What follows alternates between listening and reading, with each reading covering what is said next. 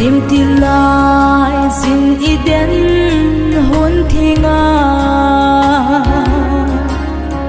adam le evi pathin anagomin pathei abu in vanoi analo in pathen anlo pisal honta so pite ni nang ni zong pathenin nagom honta hamzang phanin Christian in sung nom ta hin sim hanin boina le ki hian na lovin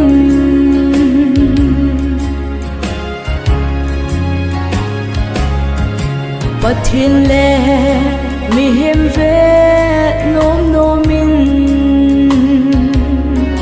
Christian in sung hin bul phul han nin olive ka bangin chal nau nei logo pathin in hin pe thon ta na te so pite ni nang ni zong pathenin nagom honta hamzang phanin Christian in sung nom ta hin sim hanin boina le ki hian na lovin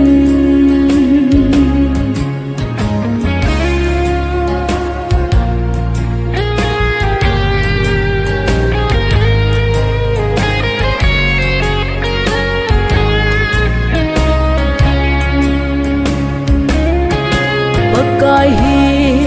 jesu pi tiani agi chen na hi za jing khan hen